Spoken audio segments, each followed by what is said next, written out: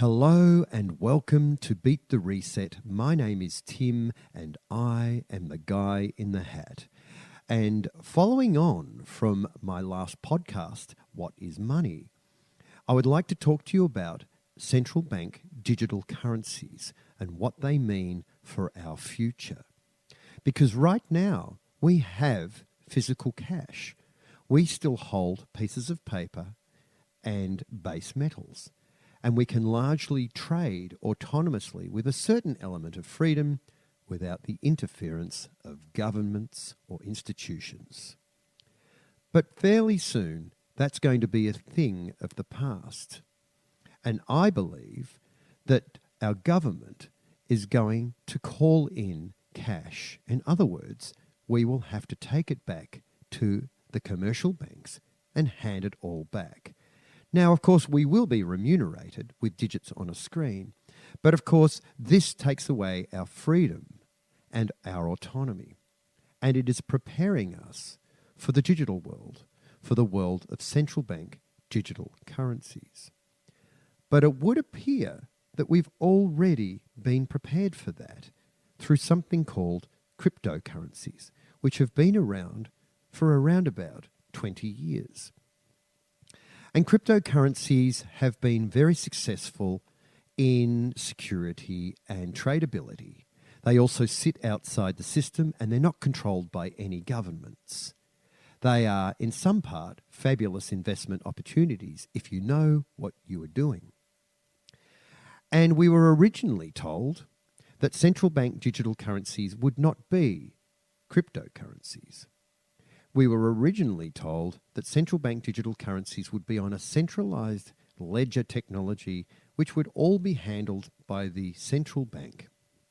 But now, what we have found out is that in fact, some of the companies that produce the architecture for cryptocurrencies, companies such as Ripple and Ethereum and BitInc and Algorand and many other companies that have fabulous architectures which are wonderful for cryptocurrencies are all of a sudden talking to governments and central banks about producing the same sort of architecture for the central bank digital currency. What it looks like to me is that the two will merge somewhere up the road. So DLT, distributed ledger technology, sits underneath the blockchain. And this has largely underpinned the success of cryptocurrency. Well, it turns out that central banks are turning their sights towards DLT. They no longer look like they're going to have a centralized ledger. They're going to make it a distributed ledger, kind of looking a little more like a blockchain and a little more like a cryptocurrency. Which does beg the question, what is the future for cryptocurrencies if the governments of the world have their own cryptocurrency? And the answer to that can be seen already in Executive Order 14067, which was signed by Joe Biden on March the 9th, 2022. And essentially, they've enacted part of that particular order, which is essentially the regulation of cryptocurrencies. What does that mean? It should always be a concern when you see a government starting to regulate a commodity or an asset. But what exactly is a central bank digital currency? Well, in a nutshell, it is virtual money. And it's backed and issued by a central bank. Now, here's an interesting question. It's backed by a central bank. That should be of great concern for many, because right now we have a fiat currency that is also backed not by a central bank, but by government promises. The government promises that it has value. And as long as you have the confidence to use it, you will continue to use it, which is what I spoke about in my last podcast. Well, the new digital currency is backed by a central bank guarantee. Well, do you trust your central bank? Do you know who your central bank is? And what sits behind this currency in terms of assets? Physical assets. Is there anything? Is it going to be gold backed? Is it going to be backed by commodities? Or is it just going to be the friendly say-so of your reserve bank? Well, that doesn't give us a whole lot of confidence now that we've lost all our physical cash. And there will be an amnesty. So what you will find is there will be an announcement by a government or a central bank, and they will say, it is time to bring your cash back to the bank, and we will give you digits on a screen. The problem with that is now you have no more freedom. You have no more autonomy to trade with your fellow man. Everything you will do from that moment on will be on a screen and will be fully tracked and digitized. So is this something we really want for our future? And that is a question I think is fair to ask. Do we want to be in a digital system? But where are we right now? And the truth is that there are 105 countries right now that are exploring a CBDC. And originally, back in May 2020, there were only 35 countries that were even looking at it. But now we have, as I said, up to 105 countries that are looking at either the development, the pilot, or the launch of this central bank digital currency. They're all at different stages. And here's a fun fact. 10 countries have already fully launched a digital currency. China is set to expand its exploration into CBDCs in 2023. Jamaica is the latest country to launch one.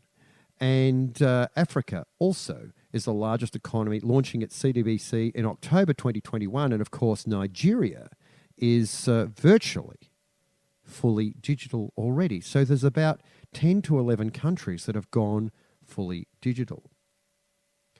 Also, many countries are exploring alternative international payment systems. And of the G7 countries, the US and the UK, interestingly, are the furthest behind of the lot.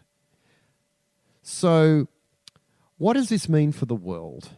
We are almost on the doorstep or the precipice of this new digital age, and the population, the middle classes, virtually no one knows anything about what's coming. For us, digits on a screen have largely been our debit cards. We all do it. We take money out of an ATM. We pay digits at the grocery store through their EFTPOS machines, and this is all fairly normal. In fact, it's very unusual to see cash. 85% of the population of Australia use digital payments. Imagine that. And of the 15% that are left, it's generally the much older generation. The younger generations don't seem to understand nor use cash. But there's something quite different about this central bank digital currency that should be of great concern. First of all, it comes in two types. There is a wholesale and a retail. The wholesale version is not for you and I. The wholesale version is for central banks and commercial banking institutions. The retail version is for us. Now, already, this should send chills up your spine, because what we have are two completely different programmable currencies for two completely different purposes. Now, I mentioned the word programmable. Is this currency going to be fully programmable? And the answer is yes, it is. It can be programmed many, many different ways. In fact, it can be programmed geopolitically.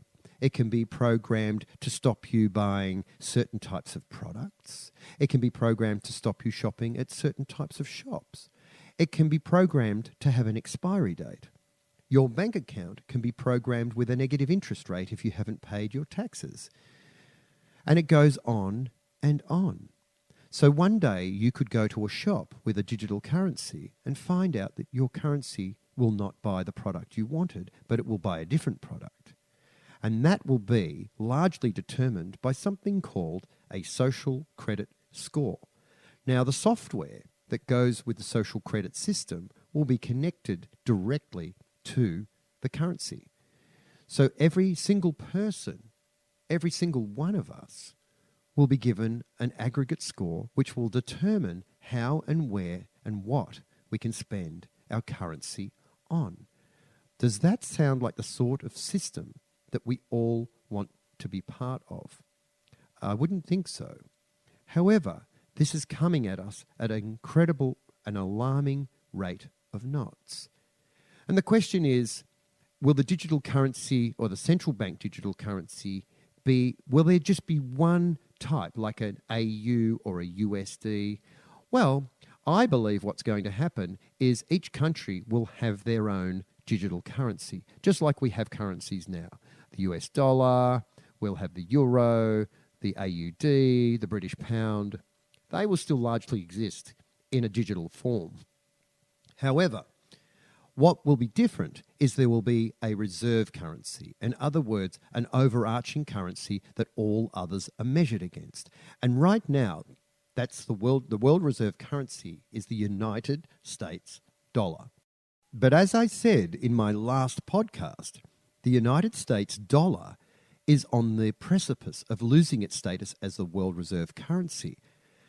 And it looks like in the digital world, it has a few new competitors. And the competitor is predominantly a new type of reserve currency called a BRICS, that's BRICS, a BRICS dollar. And the BRICS dollar is a fully asset-backed dollar, backed by oil, by gold, by silver, and a full basket of commodities, giving that world reserve currency some sort of value. And the United States dollar is in danger of losing its world reserve status. So who is creating the BRICS dollar? Who has the audacity to stand up against the mighty economy of the United States?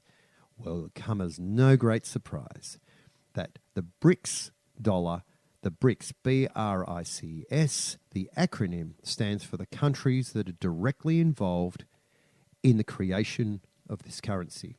That is Brazil, Russia, India, China, and South Africa. And because it's such a successful kind of currency, there are many other what we call member states, in other words, other countries that would like to partake in the success of this world reserve currency. Countries such as Algeria.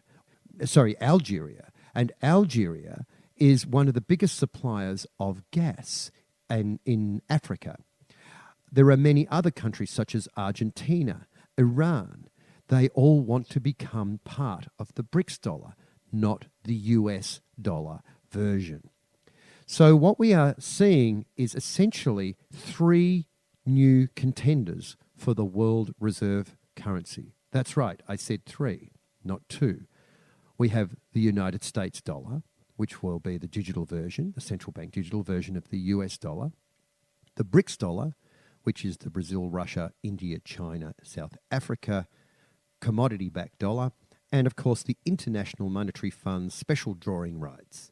And these three are all contenders for the world reserve currency. So we have a lot to think about in this new world of ours. That's why I continually say it's important that you get precious metals and assets in your possession. It's important that if you don't hold it, you don't own it. If you are happy to have digits on a screen held by your central bank, then you have given away your freedom and your autonomy, which is something I do not want for you.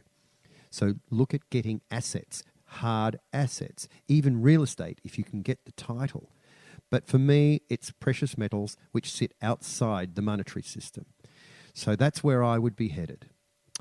Anyway, this is a quick segment today about central bank digital currency. I hope you've learnt a little bit. And I will be talking to you in my next podcast about precious metals, what to buy, how to buy, and where to buy them. So until next time, I look forward to seeing you very soon.